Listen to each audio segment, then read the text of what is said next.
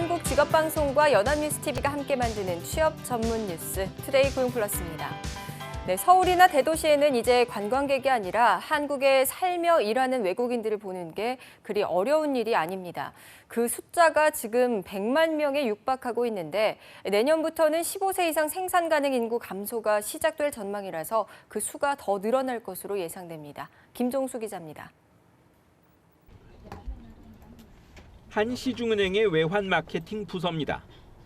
한국에서 대학을 나온 태국 출신 나라사리 씨는 지난해 이 은행에 들어왔습니다. 지금은 은행 마케팅을 하고 그리고 그 의사소통이 거의 안 되니까 태국 사람이 그래서 지금은 언어 지원 같은 것도 하고 있거든요. 그래서 앞으로는 여기 계속 일하게 되면 열심히 하기로 했어요. 네. 이 부서 직원들은 파키스탄, 인도네시아, 베트남 등 다양한 국적을 갖고 있습니다. 5월 기준 국내 상주 15세 이상 외국인 142만 5천 명 중 취업한 사람은 96만 2천 명. 1년 전보다 2만 5천 명이 늘었습니다. 일하려 하는데 일자리를 못 찾은 사람을 더한 경제활동 인구는 이미 100만 명을 넘었습니다. 국적별로는 한국계 중국인이 44만여 명, 비한국계 중국인이 6만 4천 명으로 절반 이상이 중국 국적입니다. 이어 베트남이 7만 2천 명, 미국과 캐나다 등 북미가 4만 5천 명 순입니다.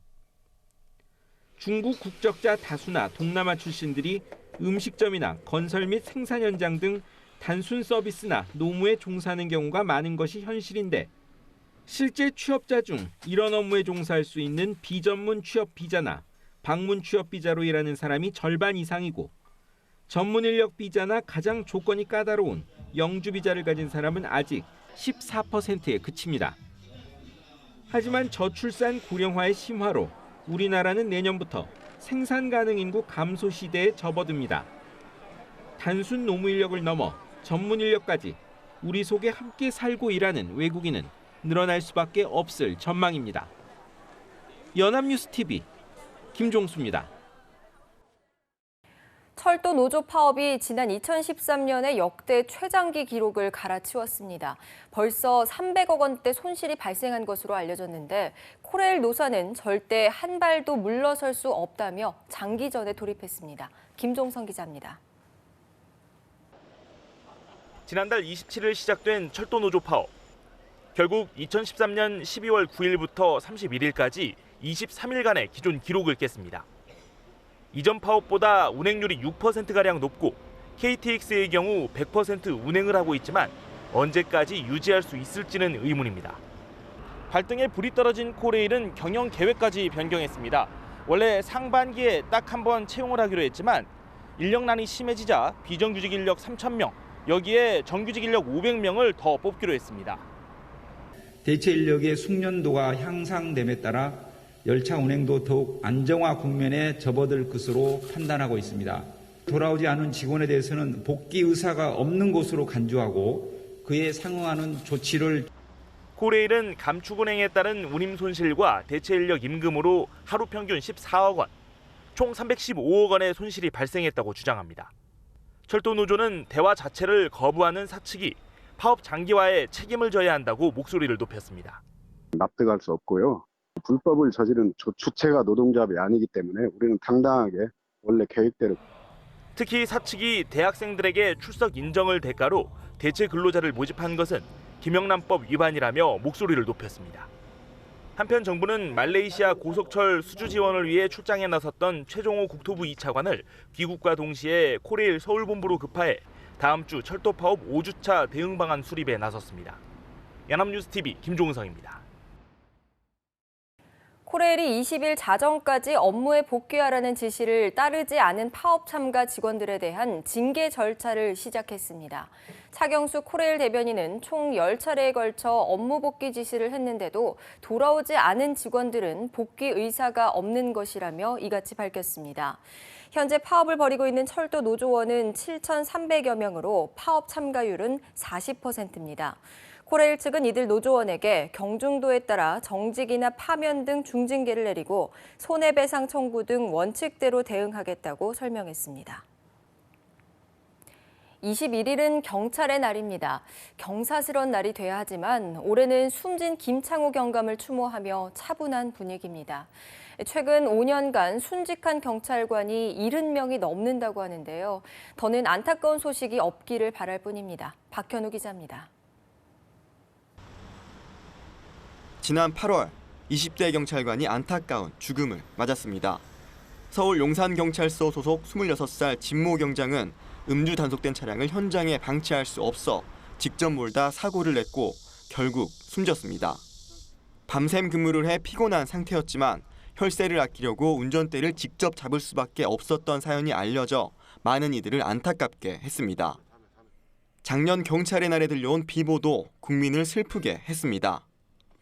경북 경주경찰서 소속 이기태 경감은 불국사 근처에서 소란을 피우는 사람이 있다는 신고를 받고 출동해 16살 김모 군을 순찰차에 태우고 김 군의 울산 집으로 향하던 중이었습니다.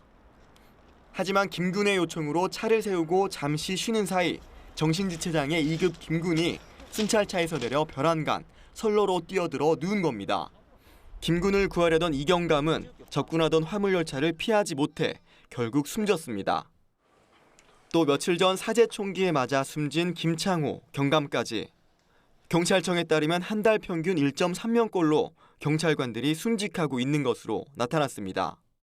국민의 가장 가까이에서 안전을 지키는 지역 경찰관들은 인력이 부족해서 너무 힘든 상황입니다. 신고 출동을 나갈 때 자신의 몸을 보호할 수 있는 그런 보호장구조차 지급되고 있잖아. 모두가 위험에 현실적으로 노출되어 있는. 근무 중 안타깝게 순직하는 경찰관이 더는 없기를 경찰의 날을 맞아 국민들은 기대하고 있습니다. 연합뉴스TV 박현우입니다. 폭행 신고를 받고 현장에 출동했다가 범인이 쏜 총에 맞아 숨진 고 김창호 경위의 연결식이 20일 서울지방경찰청 장으로 치러집니다. 경찰청에 따르면 김 경위의 빈소는 서울 송파구 경찰병원 장례식장에 마련됐으며 고인을 1계급 특진 추서할 예정입니다. 장례는 4일장으로 치러지게 됩니다. 정년까지 6년이 남았던 김 경위는 국립대전현충원에 안장됩니다. 일본에서 장시간 노동 관행에 대한 비판의 목소리가 커지고 있습니다. 직장인이 과로 끝에 목숨을 끊는 사건이 잇따라 발생했기 때문인데요. 장시간 노동 관행을 바꾸는 게 일본 정부의 과제이기도 합니다. 도쿄에서 이세원 특파원입니다. 원전 관련 업무를 담당하는 일본 전력회사의 40대 과장은 지난 4월 도쿄 출장 중 호텔에서 스스로 목숨을 끊었습니다. 올해 2월에 200시간 가까운 초과 근무를 하는 등 살인적인 노동을 하다 끝내 극단적인 선택을 한 것입니다. 당국은 이 과장의 죽음이 이른바 과로 자살이라고 결론 내렸습니다. 사용자가 초과 근무 시간이나 건강 상태를 점검해 배려할 의무가 있으므로 업무상 재해라는 판단입니다. 일본 최대 광고회사 댄스의 신입사원이 한 달에 100시간 넘게 초과 근무를 하다 작년 말 목숨을 끊었고 업무상 재해 판정을 받은 상태. 비슷한 사건이 이어지면서 일본에서는 장시간 노동에 대한 비판이 터져나오고 있습니다. 일본 당국에 따르면 장시간 노동을 견디다 못해 스스로 목숨을 끊는 과로 자살 사건 중 업무상 재해로 인정된 것만 해마다 100건에 육박합니다. 지난해 불법 초과 근무로 시정 공고를 받은 사업장만 5,000곳에 이릅니다. 일본 정부도 장시간 노동 관행을 깨트릴 대책 마련에 부심하고 있습니다. 아베 신조 총리는 대기업 근무 경험자들을 총리 관저로 불러 일본 기업의 업무 방식을 어떻게 개혁할지 의견을 묻기도 했습니다. 장시간 노동의 부작용을 깨닫기 시작한 일본. 한국 역시 돌아볼 점은 없는지 살펴볼 때가 된 것 같습니다.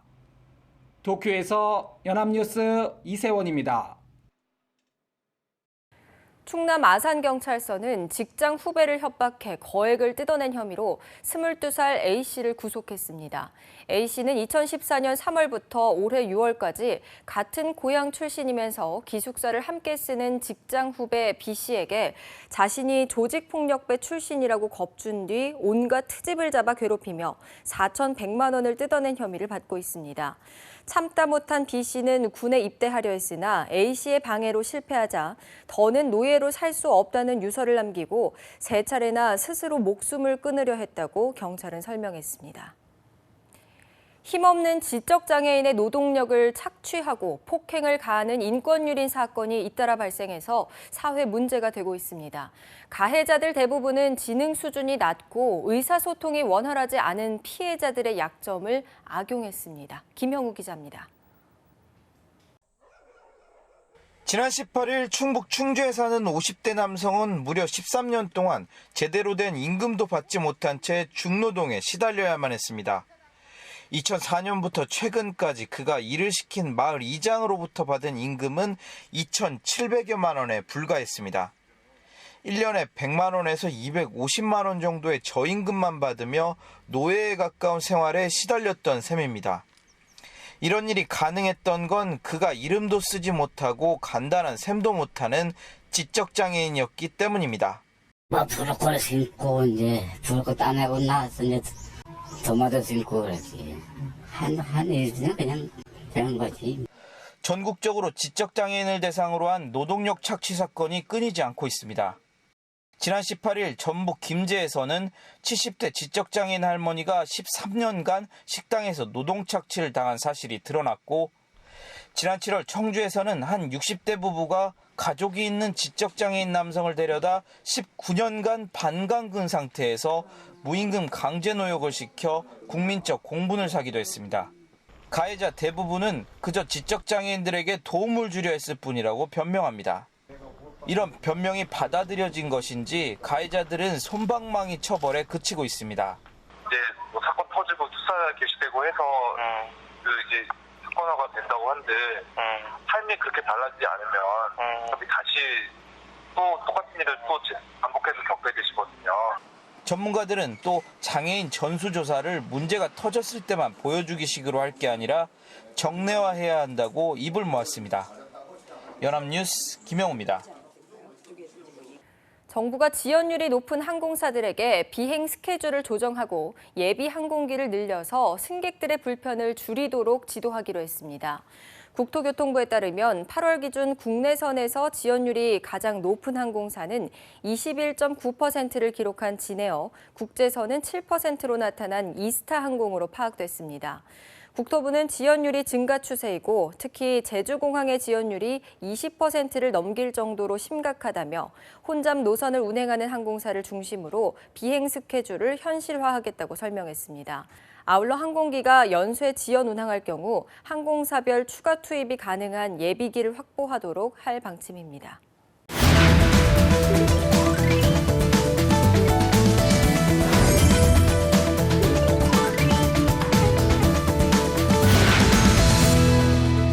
매주 금요일 숨겨져 있는 알짜 직업을 소개하는 히든잡 시간입니다. 오늘도 투데이 고용 플러스의 공식 취업 도우미죠. 강설이 아나운서와 함께합니다. 안녕하세요. 네, 안녕하세요. 금요일마다 찾아오는 히든잡 시간입니다. 이제 제법 찬바람이 불고 완연한 가을이 됐는데요. 송희 아나운서는 가을하면 뭐가 떠오르시나요? 글쎄요, 아무래도 단풍이나 낙엽이 떠오르고요. 또 야외 활동하기 좋은 계절이니까 여행도 떠오르는데요. 그리고 아무래도 독서를 또 빼놓을 수 없겠죠. 가을은 독서의 계절이잖아요. 그렇습니다. 독서의 중요성이야 아무리 강조해도 지나침이 없죠. 책을 읽는 습관이 인지를 기르는 가장 좋은 방법 중 하나라는 건 다들 아실 텐데요. 대학 입시는 물론이고 자기소개서 작성과 면접을 볼 때도 학창 시절에 꾸준한 독서가 큰 역할을 한다고 합니다. 그래서 오늘은 독서 교육과 관련된 직업을 준비했는데요. 오늘의 히든잡 바로 독서 지도사입니다. 네, 정말 요즘 취업준비생들은 독서의 필요성을 절실히 느끼실 겁니다.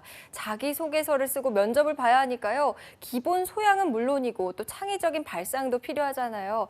자, 그런데 입시에서도 이 독서 경험이 굉장히 중요하다고요? 네, 그렇습니다. 그냥 막연히 독서가 면접이나 논술에 유리하다 이 정도가 아닙니다.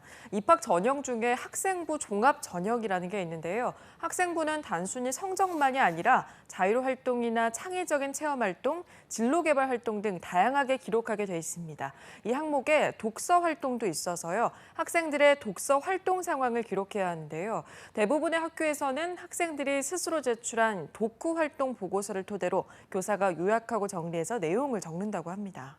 네, 그럼 이 기록을 바탕으로 면접에서 질문을 받게 되겠네요. 네, 그렇게 되는 거죠. 그런데 독서 경험이 없는 학생들이 인터넷에서 짜깁기를 하거나 편법을 사용해서 작성했다면 어떻게 될까요? 대부분 입학사정관에게 딱 걸릴 수밖에 없다고 하는데요. 수시 전형이나 자소서에도 자신이 읽은 감명 깊은 책을 적게 돼 있죠.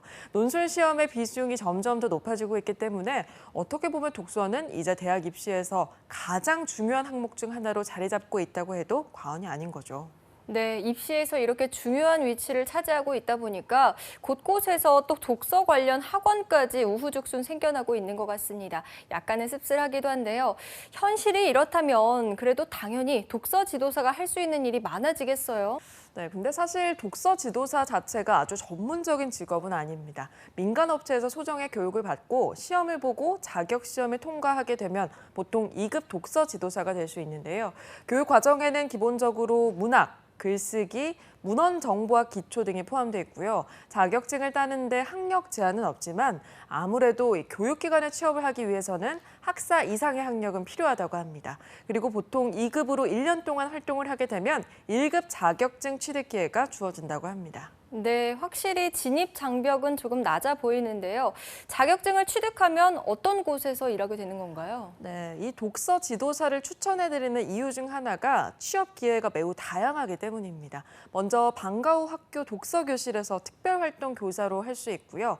유치원이나 어린이집에서도 관련 특별 활동을 하고 있어서 이쪽으로도 취업이 가능하다고 합니다. 또 요즘은 교육 관련 업체에서 독서 관련 프로그램을 많이 선보이고 있는데요. 사설업체 방문 교사로도 취업할 수 있습니다. 또 주변에서 흔히 볼 수 있는 독서 관련 학원에서도 취업할 수 있겠죠. 네, 생각보다 정말 다양한 곳으로 취업이 가능한데요. 자, 그런데 이 특별히 독서 지도사를 추천하고 싶은 이유가 있다면서요? 네, 있었습니다. 자료 조사를 하다 보니까요. 이 독서 지도사는 노동부와 한국고용정보원이 선정한 경단녀 지원을 강화하기 위한 55개 직업 중에 하나였습니다. 소정의 직업 훈련을 통해서 재취업의 기회를 얻을 수 있기 때문인데요. 대학을 졸업하고 결혼이나 육아 등으로 경력이 단절된 여성들 가운데 인문학을 전공한 분들이나 또는 책 읽고 이야기하는 걸 좋아하는 여성들에게 추천하고 싶은 직업입니다. 네, 경단녀들에게 특별히 추천을 해주셨는데요. 사실 재취업을 하기 위해서 또 고민되는 문제가 육아와 가사 부분이잖아요. 근무 조건이 어떤지 또 궁금한데요. 경단녀들이 하기에 좀 부담이 없어야 될 것 같은데요. 네, 일단은 파트타임이나 특별활동 교사를 하게 되면 근무 시간을 조절할 수 있다는 장점이 있습니다. 아직 어린 자녀를 키우는 경단녀 분들은 이런 탄력 근무 조건을 선택하면 되겠고요. 보수는 1급 자격증을 따서 업체에 취직하게 된다면 연간 1,800만 원에서 2,400만 원 정도를 벌 수 있다고 합니다. 여기서 조금 더 경력을 쌓아서 전문성을 인정받고 본인이 직접 독서 교실을 운영하게 된다면 아무래도 더 높은 소득도 가능하겠죠. 요즘은 독서 지도가 유아나 시니어, 다문화 가정 등으로 더 세분화되고 있어서 그 수요는 꾸준히 늘 거라고 예상됩니다. 그리고요, 이 자격증에는 또 다른 엄청난 장점이 한 가지 있습니다. 네, 탄력 근무도 가능하고 경력을 쌓은 후에 창업을 할 수도 있다. 이것만으로도 큰 장점인데 다른 게 또 뭐가 있을까요? 네, 바로 사교육비를 줄일 수 있다는 겁니다. 요즘 입시에서 독서가 차지하는 비중이 높아지면서 독서 사교육 시장이 확대되고 있는데요. 이 자격증으로 스스로 전문가가 되면 자녀의 사교육비를 절감할 수가 있는 거죠. 자녀가 초등학교에서 고등학교 때까지 독서 교실에 다니고 또 대학 입시를 위해서 독서 관련 사교육을 받아야 한다면 직접 도전해 볼 만한 겁니다. 실제로 이런 목적으로 독서 지도사가 된 분들 중에 성공담을 살려서 이 분야의 전문가로서 소득을 올리는 분들도 꽤 된다고 합니다. 네, 우리나라에서 유일하게 불경기가 없는 분야가 사교육이라고 하잖아요. 독서 지도사, 또 자격증 자체는 조금 소박할 수 있겠지만 자녀 교육에 관심이 있는 분들에게는 일석이조의 효과와 또 평생 직업의 기회가 될 수도 있겠네요. 맞습니다. 그리고 또 대학교 평생교육원 부설로 독서교육 전문가 과정이 개설돼 있습니다. 보통 1년 과정이라고 하는데요. 여기서 교육학, 문학, 문헌정보학 등을 전문적으로 공부한 강사진으로부터 독서 교육을 체계적으로 배우실 수 있다고 합니다. 네, 독서 사교육을 조장한다는 비판도 있지만요. 입시에서 독서를 강조하게 된 배경은 지금도 그리고 앞으로도 독서는 사회를 발전시키기 위한 최소한의 조건이기 때문이 아닐까 싶습니다. 자, 요즘 동네에 특색 있는 작은 서점들이 늘어나고 있다고 하는데요. 가을을 맞아서 한번 방문해 보시는 건 어떨까요? 네, 오늘 히든잡은 독서 지도사에 대해서 알아봤습니다. 강설희 아나운서 고맙습니다. 네, 고맙습니다. 투데이 고용 플러스 오늘 준비한 소식은 여기까지입니다. 함께해 주신 여러분 고맙습니다.